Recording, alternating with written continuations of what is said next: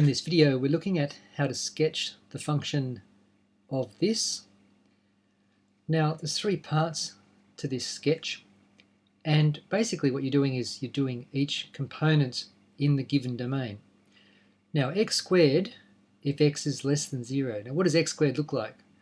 Well, okay, so x squared goes through this point here, -2, 4. Now, if you're going to draw this with a scale, then you need to be reasonably careful about how you do this.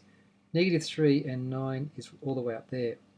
Now, so what we have is a parabola that does that, and what you know is also that it would mirror on the other side to do that.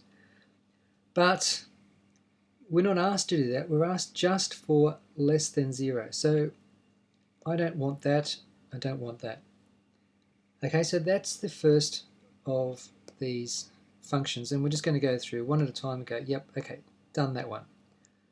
So the next one is just 3x. It's a straight line from 0. Now when x is 0, for this one here, when x is 0, 3 times 0 is 0. So we start, actually, look, let me just change colour so you get a sense of what's going on. Okay, so we are going to do this one next, okay, in purple. When x is equal to 0, we start on the purple bit down, we're down here now.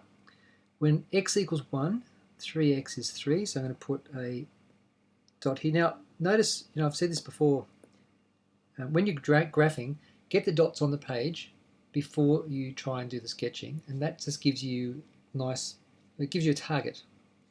Now when x equals 2, now notice here we're going up to but not including 2, so 2 times 3 is 6, so we're going to get right up to there. And I'm just going to put a dot there, although technically it's not including that one, but I'll have a think about that in a second. Okay, now here we go. It's a straight line. You would use your ruler for this, and there is a straight line through to that point there. So tick. Done that one. Okay, now last bit. We're going to look at this one, which is greater than and equal to 2. So when x is equal to 2, we get a value of 6, and 6 then is always our value. Now what happens? What does that look like? Well, that's the function y equals 6, and that is that line there, and it just keeps going. And that's the three components. Okay, so you see what we've done. For each one of these, we've graphed, first of all, this function, the x squared, only up to 0.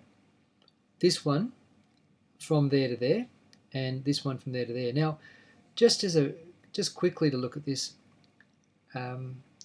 if this component here said 3x plus 1, okay, if that was a plus 1 there, then when x equals 0, this would be 3 times 0 plus 1, which is 1.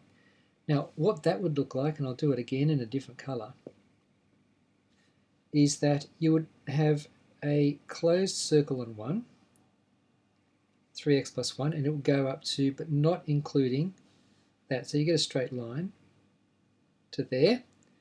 If we go back to the parabola to start with, that would have ended on an open circle, and so that would end on an open circle, and that's because this and this, in this case, would not connect. So if I've got x squared less than 0, 3x plus 1, okay, it's a different function, it has a different starting point, so there would be an open circle, that would be an open circle there, and then this would be a closed circle back on 6, and then a continuous line across there.